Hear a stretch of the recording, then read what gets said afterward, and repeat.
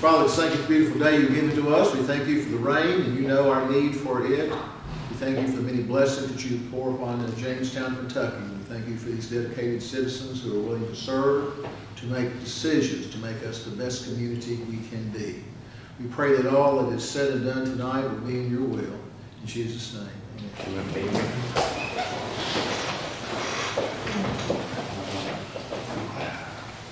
Allegiance to the flag of the United States of America, and to the republic for which it stands, one nation, under God, indivisible, with liberty and justice for all.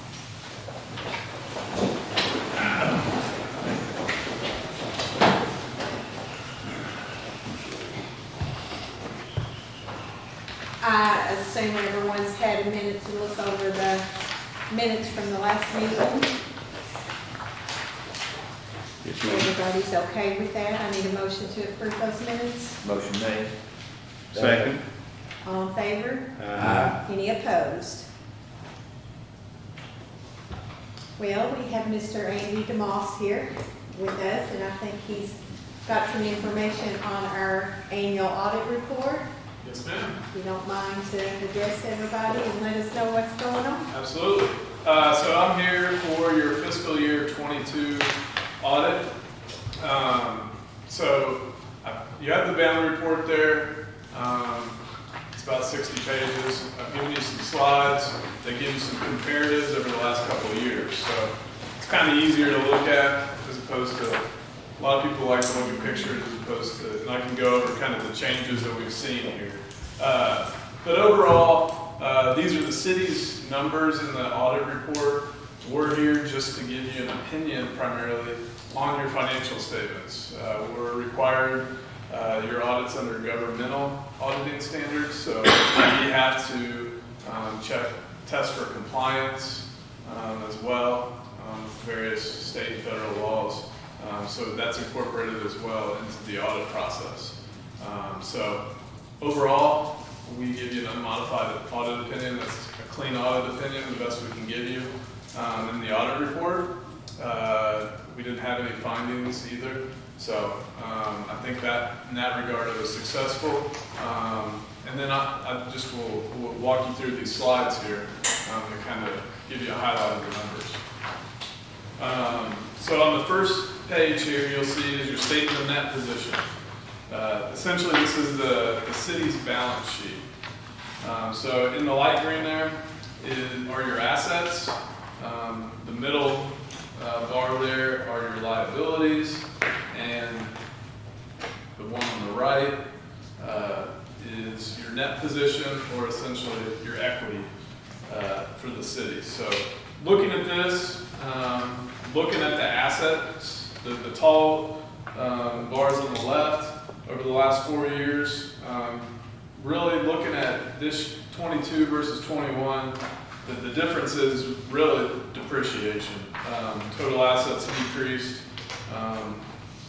by about $862,000. That's just a big part of that's depreciation right there. On the liability side, that went up 1.1 million. Some of that has to do with some of the ARPA funds that were received. Those are deferred in essence until you apply for those to be used. Some of them were used in fiscal year 22, but about 360 or so were deferred until you apply for those expenses to be used. The other portion of that has to do with something called deferred inflows, which is unique to governmental accounting. It's really just a timing difference related to the pensions. So in essence, it's almost like a liability. But again, that's related to the pensions, which gets me to the next page, which the pension, the CERS pension program, there's two different pots. There's the pension pot, and then there's the post-employment benefits, the OPEB liabilities. Those are the health insurance liabilities. So they keep those different because there's different actuarial assumptions involved with those. But looking at this, you'll kind of see it's kind of it looks like it's almost going back down. So hopefully that's the case. The pension portion of your liability was 2.7 million. The OPEB portion of the liability was 800,000.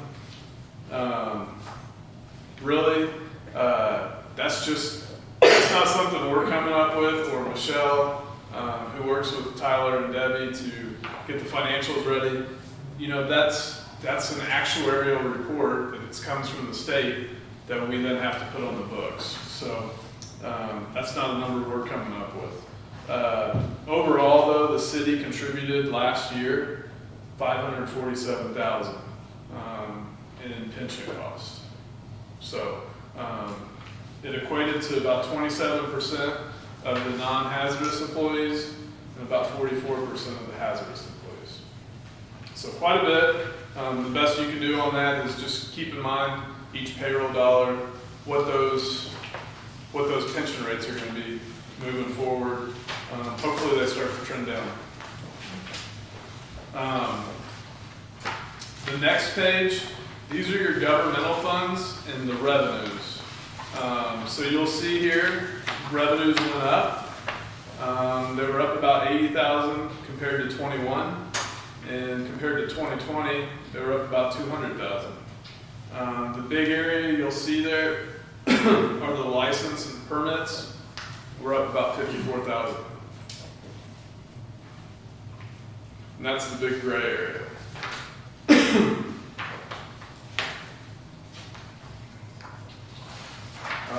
The next page is your expenses on the governmental funds. Expenses were up about 250,000 compared to 21. The big portion of that you'll see is in the top one, general administrative, the green there. Part of that has to do with the settlement payment that's in there, which was over 200,000. So that's the big portion of the increase overall for the year. Debt service was down, which is paid off all debt in the general fund. So the governmental activities had no debt as of June 30th, 2022. So those are the changes you'll see there overall in the expenses.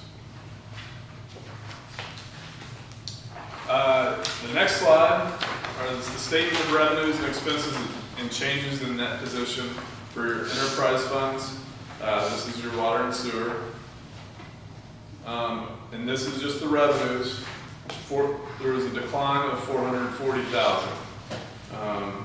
The big decline there you'll see is the grants, which is the lighter green there. There were 845,000 in 21, 368,000 last year. What you're really doing in the enterprise fund are your charges for service. Those were actually up 50,000. The grants are going to come and go as you have projects. So the revenues were up mainly in this charges for service, just mainly due to usage from what we could see in our testing. And then on the expense side, on the last page there, for your water and sewer fund, overall expenses were up just 50,000. In the grand scheme of things, it's not a lot overall compared to 21. And really, the big area that it increased was depreciation. As you added new assets, those get depreciated faster at the beginning. So that's where we're seeing that increase there. That increased 45,000. So overall, in the water and sewer fund, there was a decline in there was a loss of about 569,000. That being said, that also incorporates $1.2 million of depreciation. So that's a non-cash flow, it's an estimate. So if you take out that depreciation, you're looking at a positive there. So overall, the sewer operations generated a positive cash flow that should be enough to pay your debt from what I can see. So hopefully these slides give you a quick view of things. I know there's a lot in those financial statements, but I think everything looked pretty good from what we were able to see. Does anybody have any questions?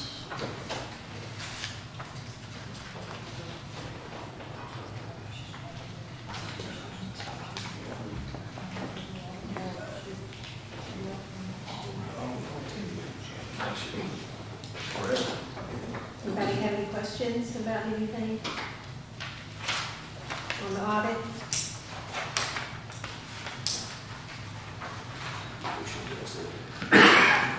I need a motion. Just one question. This is pretty lengthy. Is there any way we can start getting these like 1 month before the auditors come to explain them, so we have time to look through them to see if we've got any questions? We can get, yeah, I mean, we can get them, as soon as we issue the report, we can send them out to you all. I mean, it's hard to know if I've got any questions or not, because I But you ain't can got always, our phone number's in there on our letterhead. Feel free to call me anytime as well. But yeah, as soon as we get them, we'll make sure Tyler gets them and he can email them out to everybody. Sometimes it's, you never know. We've had this, I can't remember the date on the audit report. We've had it finished for a little while. So we should have had it to you all, but sometimes we're issuing them and just so happens the next meeting's coming up in a couple of days, so it's like, yeah. but yeah, we'll try to do that. Of course, any questions that we have, we can always, after we look at these, get with Reach out you, to or them, absolutely, if it's anything much, I'm sure Yeah. you would come back down and talk to us if we needed to. absolutely. So, It's not going away. no. So, if anybody has don't have any other questions, I need a motion to accept the audit report. Motion to accept. Second. All in favor? Aye. Any opposed? Thank you. Well, thank you, I appreciate working with you all, and I know all the hard work that everybody does, so. Appreciate Debbie and Tyler. I know we want to always recognize that they do a lot of work, I'm sure, to help get this all put together. So Yeah. we want to make sure they know we appreciate everybody that works on this stuff. So thank you all. All right, well, thank you all, have a good evening. Be careful, Amy. Will do. See you. Bye. Bye. I think we've got a few budget amendments that we need to Yeah, it's go over. actually, we were gonna try to do them back in December, and the way everything fell, we pushed them off till now. I've got 16 on each side, which is still not that bad when there's, a couple hundred line items. But I'll go through all these. I've only got 3. I'll read Debbie's too, but I've only got 3 that actually are big items. So I'll go back to those. 510, 623 going to 25,000, 510, 660, 3,500, 510, 664 to 1,500, 510, 666 to 118, 118,000, 510, 678 to 100,000, 526, 2,500, 526, 25 to 5,000, 526, 34 to 3,700, 526, 42 to 13,650, 526, 46 to 4,500, 526, 60 to 1,500. Fire department, 536, 25 to 1,500, 536, 29 to 3,200, 536, 42 to 15,400, 536, 60 to 500, 536, 68 to 10,000. Each one of these departments, the 520 is the police department, 510 is just the city general, 530 is the fire department. Each one of those, like when I say are going to 1,500, was like 1,200 to begin with. So it's not a whole lot of change. I do have 3, the capital miscellaneous, it didn't have anything in it. So the 510, 66 going to $118,000, that is ARPA money that we received and just paid right back out. The 510, 530, 668 is a $10,000 PPE grant for high-tech rescue. That was the gloves, stuff like that for the fire department. It was a grant we received, but it shows the line item it's basically a wash, but we have to show it as an expense going out. So we didn't budget for that, so it's just a wash in that. The 510-678 is an interlocal transfer. It's actually a transfer from the city general fund to the utility department to cover the cost of, I mean, since what COVID has hit, I mean, and in the last probably this year really, we have seen a crazy number of, like, the cost of chemicals especially. Chemicals is overdone. And installation materials yeah, they went over double in the last, 8 months, since we started this year. So we have actually transferred, some money into the utility until we get this rig study figured out and up and running. That's the only three, the 118, which is ARPA and a wash, the 100,000 is transferred to utility, which is just an interlocal transfer, and the last one of mine was the high-tech rescue, and it was a PPE grant that was a wash, so it really didn't mean anything anyway. You have to go over yours, I'll read them, and then, 700-623, this is the admin department, 700-623, 20,000, 700-625, 1,400, 700-627, 35,000, 700-630, $288, 700-641, 15,468, 700-642, 29,155, 700-654, 110,000, 700-664, 1327, 700-666. This one is actually lowered to 54,000 from 80. 750, that's distribution? Distribution. Water distribution, 623 to 8,500, 750, 648, 13,000, 750, 658, 140,000. Sewer department, 800, 642, 29,155, 800, 655 to 10,000, 800, 657, 2,500, 800, 664 to 2,000. This is another one of those like 800, 642 to 29,155. It was an insurance, just where we went up on insurance. Most of them are small ones. I don't know if you have the big ones, and do you have any big ones in there, Jim? Yeah, one big one is the 700-641. That's for, small equipment. I only had 1,000 budgeted, but the water plant had so many things tear up, like motors, pumps, that I had to go up on it, and I probably by the end of the year have to go up again by the end of the fiscal year. Those other ones, just for example, chemicals, I inched it up from 90,000 to 110, and that probably still won't, I'll have to go for by the end of the fiscal year. The other ones are small, like you said, that one went from 80,000 to 54,583. That was the cleaning out of the lagoons. We estimated 80, and it was actually less, so that helped, that's gonna help offset some of the other. In distribution, none of those are really bad except for the installation materials. I had budgeted 100,000, I've already had to bump it to 140, which, they're also making a lot of taps, but everything's costing more for them to make the taps. That's why we, changed the taps to actual cost. Sewer, none of those are anything, like you said, the insurance, and those are just small, nothing major. Those are my big ones. And just like you said, the installation materials, we're making money on that installation materials. But we have to pay for it. Yeah, you gotta pay and it then we get upfront, other and then trying to get the material now. You're setting back on setters and the meter tops. We're having trouble getting some of those.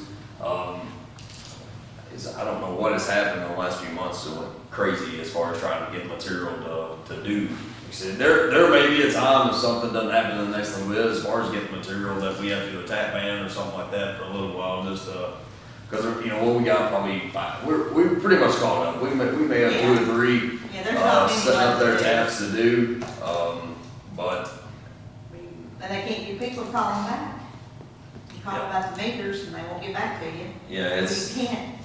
we've got what, about 14 set off, something like that. Yeah, Yeah, And the dates for the meeting tops coming back in, we pushed them, I think, May. yeah. And now you may know more about this, Neil, with that, the one we went from 80,000 to 54,583, that was clean out of our lagoons at the water plant. It's a 3 to 5 year deal. There could be a possibility Neil's looking into now that we could cut that out, maybe with pushing some of that to our wastewater plant if our lift stations and stuff can handle it. That may be an option now to, you know, that may be gone if we can get that done. That's all the big stuff that I know on those, so just need a motion in a second. Like I said, we do these, we normally try to do them half the year, get them done in December, because we're gonna turn right around and do them again, you know, in May, June, we're gonna finish it up again, so. It sounds like chemicals is a big thing that we're gonna have to be concerned about if chemicals keep going up and we're using. And there's nothing you can do about what they use. No, but. And they that know brings we've in got to part of pay the for it. Rate study that is gonna have to be done. Yeah. And I mean, with everything going up as much as it is, we can't continue to go under. I mean, we can't be spending out more than what we're. And they've got our information as of right now, working on the rate study, so hopefully they'll get back to us soon. So they've got everything Everything they that know. they're looking at? Yeah. Okay. So when we get that information, that's something we'll really have to sit and look Jump at on and it. go over and try to get something to help offset some of this expenses that we're having to take on. So you'll let us know when we get some information back on that? All that's just like everything else, right? Well, it is. I mean, you know, Stores. and kind of bite the grocery. bullet. Wish it was otherwise, but it's not. Mhm. Yeah. Yes, everything's going up. When it goes up, you gotta do what you have to offset that, so. But I need a motion on the budgets. I make a motion to approve the amended budget. Second. All in favor? Any opposed? Okay. Got a question, it's, I don't know if it'd be grant money or whatever, the computers and body cams and things of that nature we were going after, where are we at there? Well, that's a grant that's coming through the county that we hope to get some funds from. Okay. That's already, they were talking about it now. They don't, I don't know if they've been told the amount yet for sure, but we should get a certain percent of that. So we're hoping that with that we'll be able to fund some of another thing that we'll talk about if y'all, Jeff has been doing a lot of research. There's stuff that they've got to have, for the police cars and things that you've got to stay updated on, some computers and stuff that's to the point that you gotta have it. It's not something, he's done a lot of work on it, and then he's got, some information. I think, did you actually bring a computer to show us a little bit about what they're hoping to get for the police? Yeah, Bobby from Russell Springs, Bobby Pritchard, he's held my hand and walked me through this because they just went through basically an upgrade for them on their stuff. They've had it for pretty much the start when it came into play. We're at the ground level. We have nothing. We're the only police agency in the county that has no form of a laptop in our cruiser. And this kind of started back in September when I went to training. We were informed at training that we go to, that the chiefs of police, assistant chiefs of police go to, 2023, all police officers that come to training have to have a laptop. They have to, because the push is on to make these classes, like mine for this year is what they refer to as blended. So I'll do so much of it online before I go to my 2 or 3 days. And I really think down the road, 2 to 3 years, or maybe sooner, we won't have to send officers to training like we do for their 40 hours. They'll take it online. They'll take it through the blackboard. Now, it was quite the experience for me because, that was new to me. I think Tyler and Neil really had to walk me through a lot of that before I left for training. So we have no laptops in our cruisers. We have no laptops for the officers to take, so that kind of got the ball rolling. The push is on to everything to go to those. in the cruisers for doing the citations, like when you arrest someone and take them to jail, or do a traffic citation.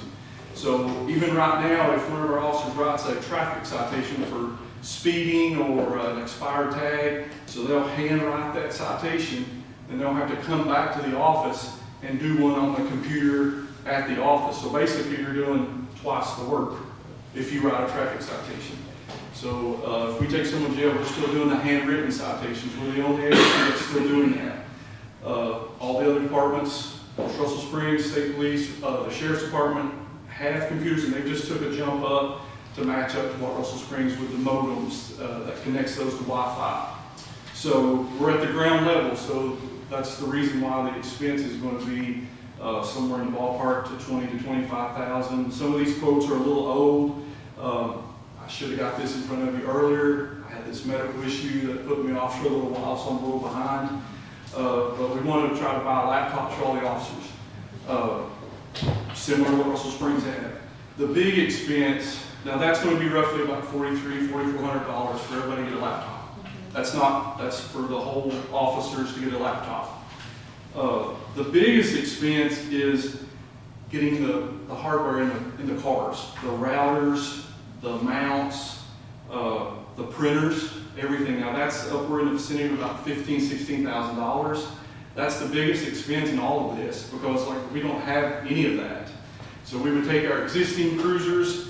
The Sheriff's Department just did this day before yesterday. The Sheriff's Department company comes in, puts all this system in. They had all of that. They had the mounts, they have the computers, they had the printers. Only thing they did was upgrade their Wi-Fi, their modem that provides that. And then the cost, because there's going to be cost of Wi-Fi to the cruisers that have to have that, and then the cost of the program called OpenFox, which Bobby has here on his, which basically puts at the officer's fingertips what the dispatcher could do. Run car tags, run people for warrants, run criminal histories if needed. For instance, the day before yesterday I was on a traffic accident. I was calling in to run all the stuff. The dispatcher was really busy. There was 2 911 calls that came down at the same time, so I had to wait in line for her to take care of those, because of course those were important stuff coming through, until I get my information on the stuff I need about these people to make sure they're not wanted, the driver's license is good, and all that stuff. So the push is really on. I'm thinking probably 2 to 3 years it's going to be mandatory that we have to have this, and we don't have it. So we're starting at the ground level. So the officers will have to be trained. That's stuff that they do online training, because this is information, if it comes to this pretty sensitive stuff, we have to have policies in place.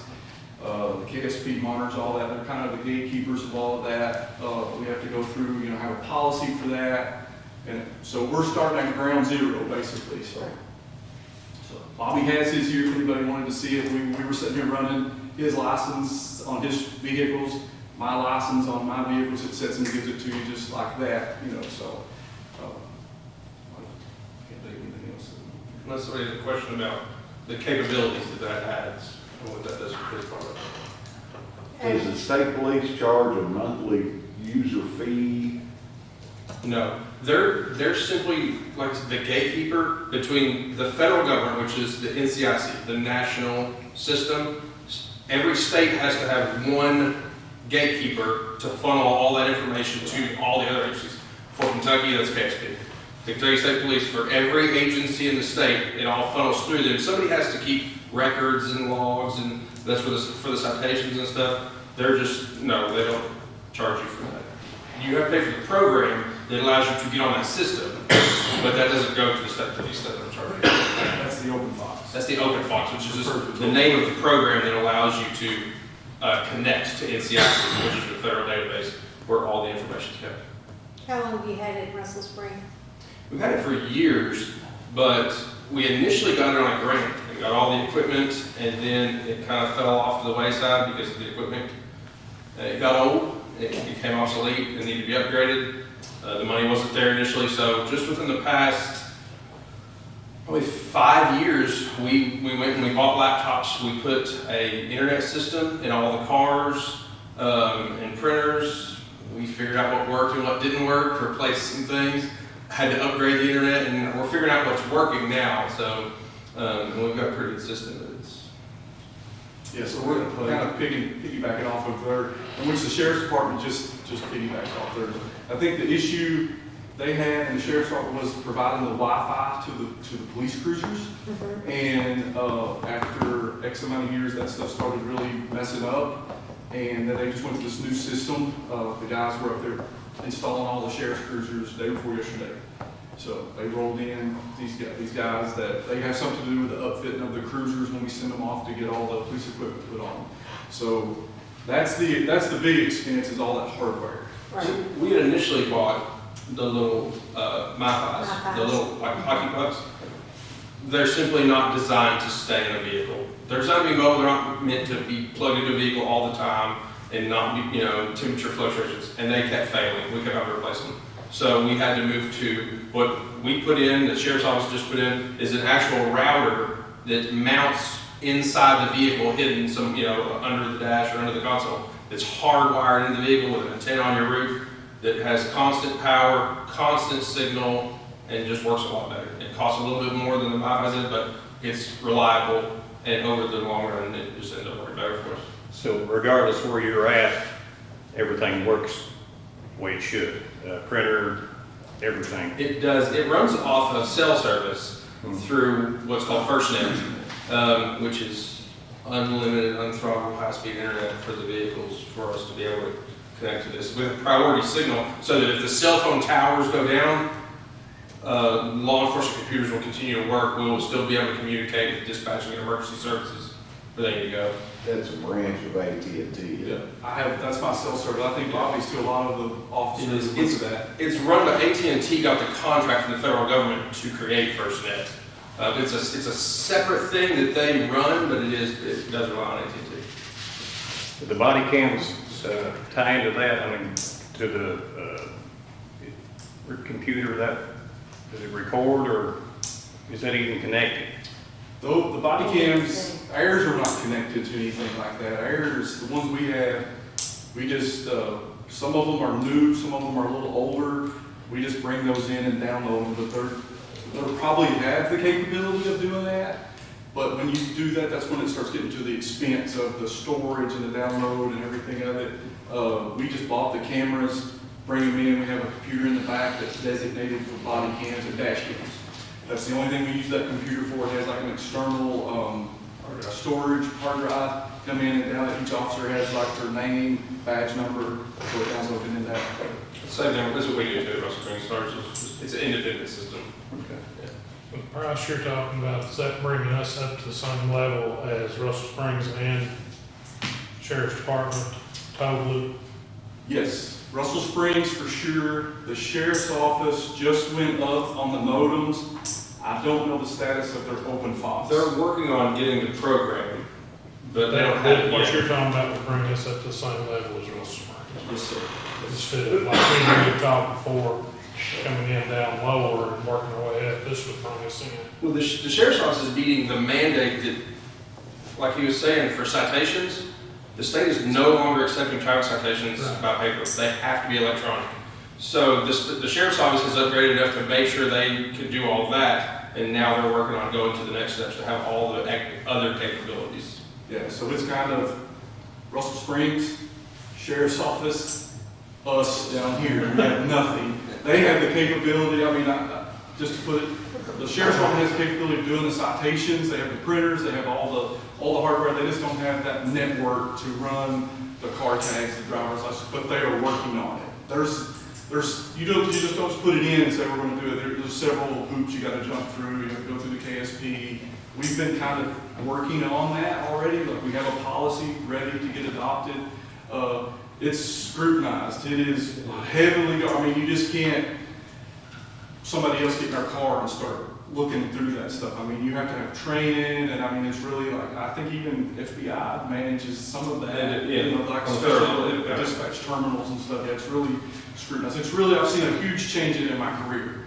Before, it wasn't, I mean, back in the day when I first started, it wasn't hardly anything. Now we're having to do all this training, Especially as we get newer, younger officers, they really, when we send them to that, they sit down in front of the computer and they do all that. CJIS, criminal justice information sharing, you have access to a lot of information there on those computers, like people's social state births, criminal histories, stuff like that, so.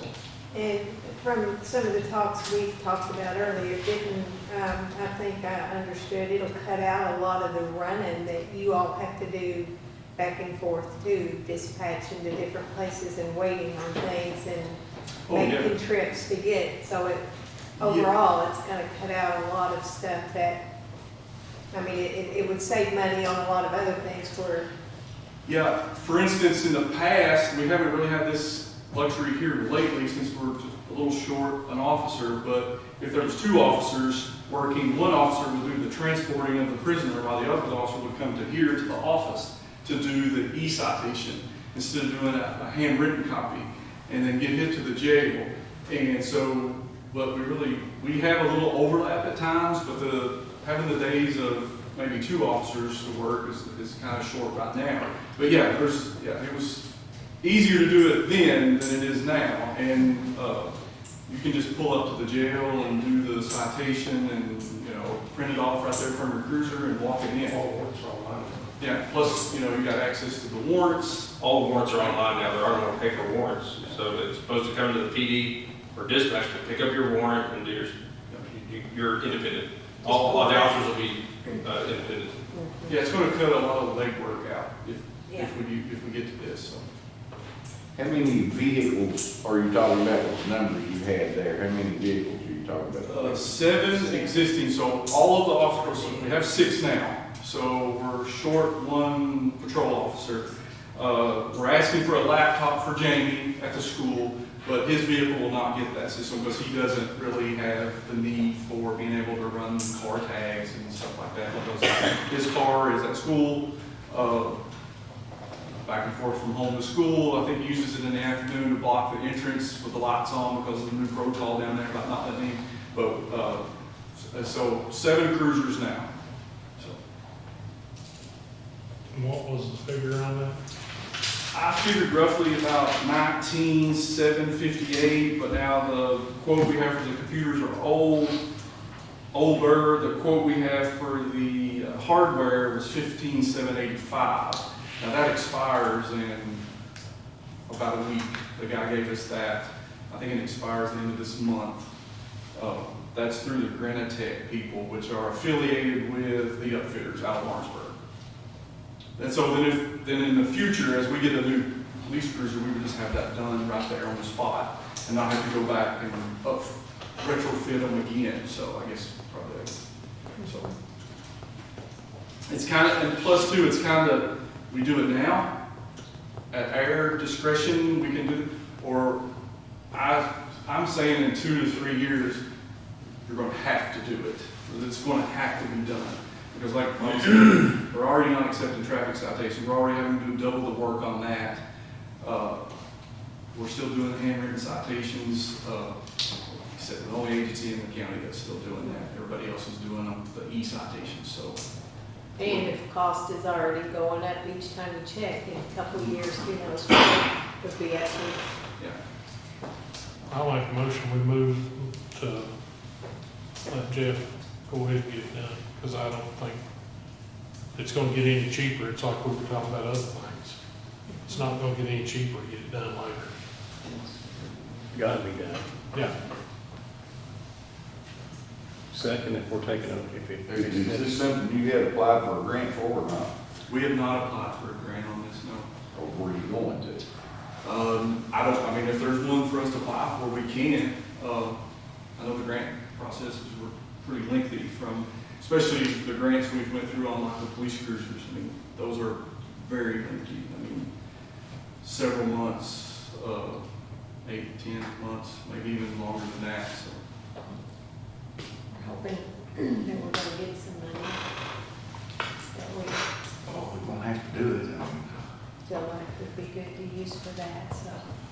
I just didn't know, I thought you may have had a grant that you was gonna put in for it, but if not, then. There may be a grant out there, I'm not We looked sure. initially, and there wasn't one that fit the need that we were look at the fill, so we weren't able to find one when we started looking. Well, I second your motion, Tadpole. All in favor? Any opposed? Jeff will start working on getting all those numbers together, and then I'll keep check on seeing if we can get some funds together too. So from some other things that hopefully will be coming in, and we'll go from there. But if you will, try to get us something and maybe get some of those prices locked in if we feel like they may be going up. Because we don't, if they're going up, 2 or 3 months like that, we don't want to wait till there's another price increase. Right, I know the hardware for the routers, antennas, mounts, printers, that quote was good to the 28th of this month that he gave me. So today's the 15th, 16th. So we're looking at what, another week or 2 weeks or so on that.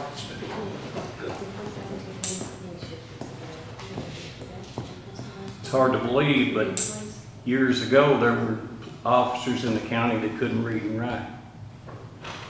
And now this, Tony probably remembers him, I know HK does. Tickets the other day. Oh, yes, sir. Absolutely. I've already heard all of that stuff. How long ago was that? Did they bring him in across the saddle in or what? No. Well, I quote Wendell Wilson, Jack, just fetch him in, you do with him what you want. I would like to really thank Bobby. He's walked me through this because this is over my head. I mean, I came in 97. We're basically still doing it the way we did it in 97, really, to be honest with you. I mean, we do have the capability of coming here to do it here at the office, through the computers here at the office, but he's grabbed him out of the hand, walked me through every bit of it. So he's been very helpful, and I want to thank him and recognize him. So We got MDTs before I retired, a couple of years before I retired. And I was thinking there was like monthly fees you had to pay to each. Yeah, we had them a long time ago. It never got fully operational. This was somewhere around the 2004, 5, 6 range. And it was like Center of Rural Development or something came in, and they had all these phases. I remember I got the first one at Jamestown, but it never got fully operational, and when it did, then that's when the fee come in. It was something in the ballpark like $15,000 a year or something through the KSP. The only monthly fee is going to be your internet. It's a monthly fee per vehicle. And then for the Open Fox, there's an initial cost and then a yearly fee per license, which is pretty minimal. But so the only recurring fee is the monthly for the internet, and then you're just paying for the license to be able to connect to the system. You think about the time you're gonna save, not running back and forth, that you're able to stay out on the road. Well, And be out there. also, if you say you stop a car and run somebody, and it pops up because it automatically gives it back to you if they have a warrant or a criminal summons. If you serve those are $60 a piece now for the agency. The agency gets back the service. There you go. That's So, what pay for it, Jeff. It'll end up paying for itself actually in the long run. Yeah. And there's a little officer safety issue there, like we was talking about the warrant, the wanted person, the concealed carry. We were sitting there looking through it.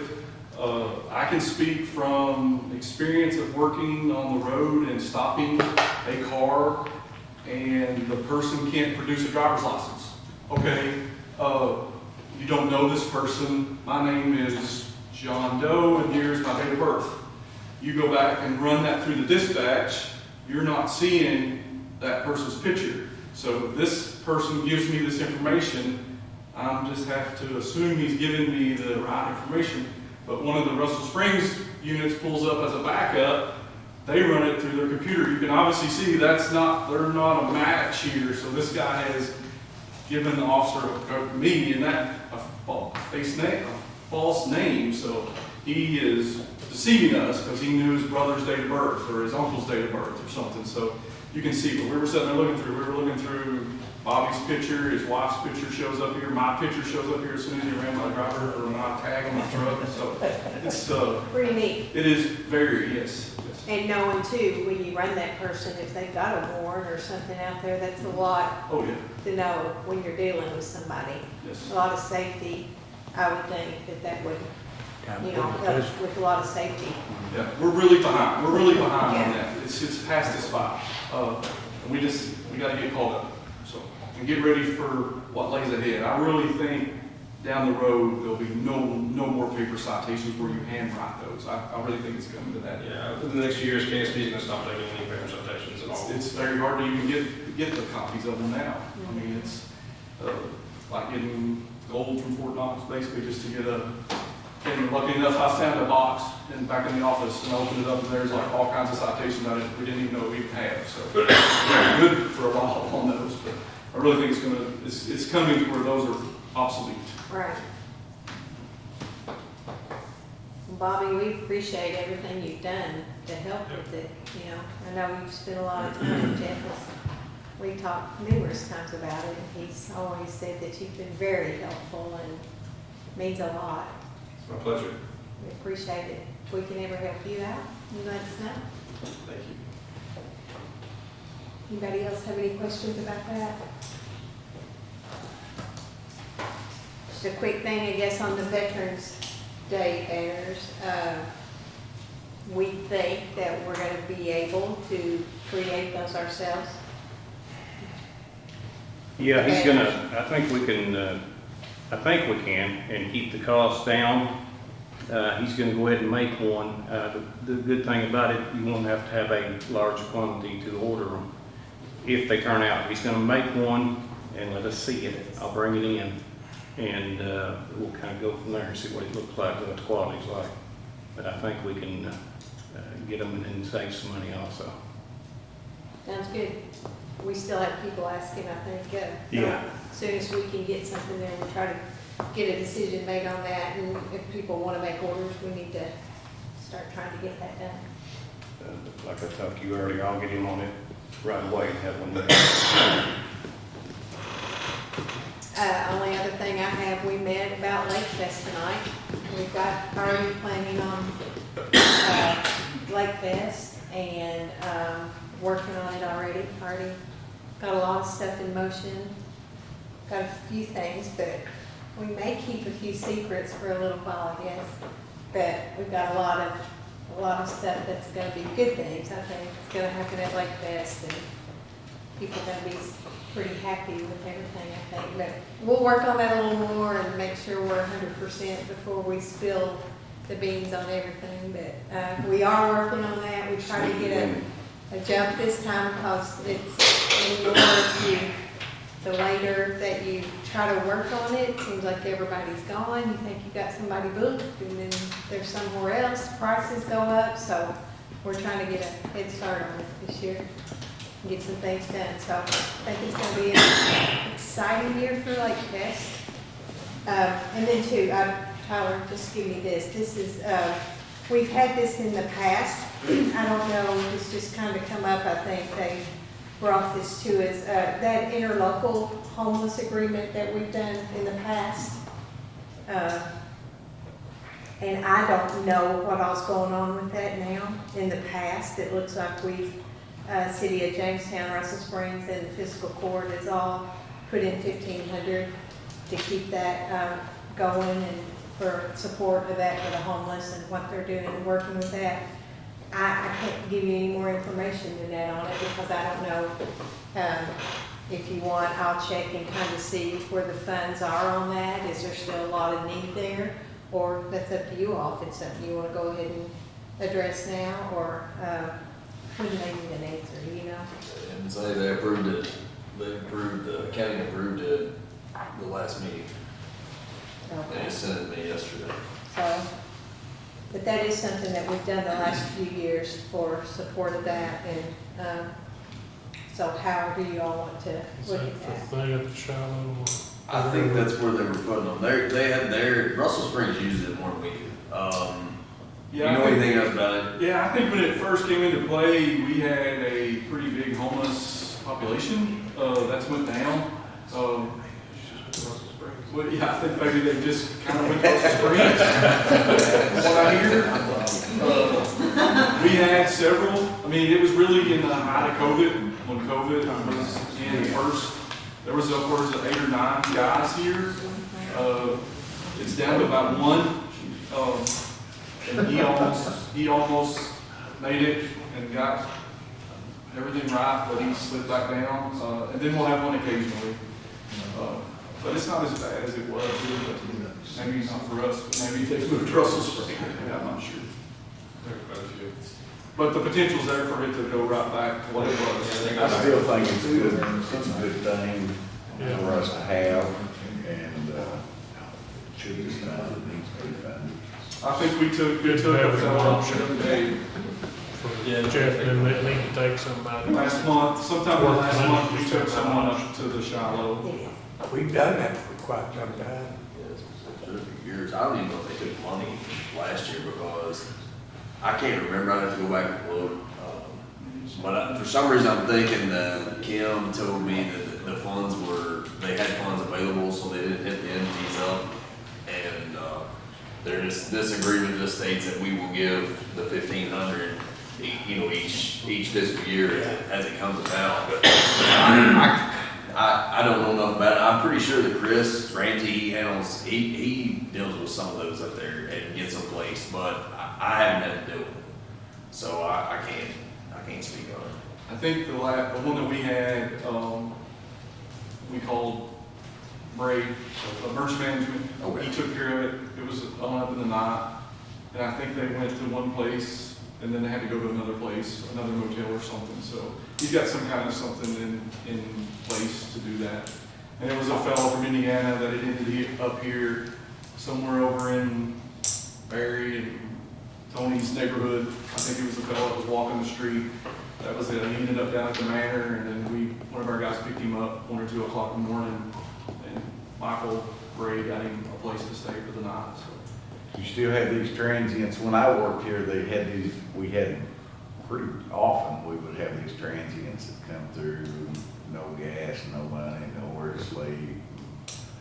Occasionally, but not as bad as it has been in the past. We've had that problem over my career, but not lately. We used to have. Around COVID, when COVID really started, we had upwards of 6, 7, 8 guys that was just out on the streets, just wherever. I mean, it was, I don't know if it was related to COVID. I don't know what the deal was about that. So. Yeah, there at one time there was, or maybe not several, but there was a few. Oh, yeah. So do you all want to go ahead and obtain a motion to support this and go ahead Yeah, and do that? I'll make the motion. Okay, got a second? All in favor? Any opposed? Just need that signed. Well, I don't have anything else. If anybody has anything they want to discuss or anything that we need to. Tell the city clerk about some water before next time. There was water in there when I got here. I'll say one thing. I was back at Lexington University at the cancer center, got pictures taken and met with 2 doctors. It's there, it's not spread, but it has shrunk Good. 40%. Awesome. Big day for me and Gail. That's exactly right. It's always good to hear. And I appreciate everything. I know y'all been rooting for me, and I appreciate it. Prayers mean a lot, doesn't it? Yeah, thank you.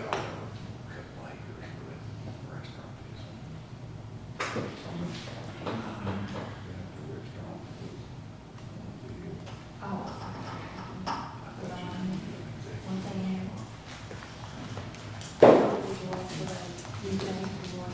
No, I thought you. Just to let everybody know.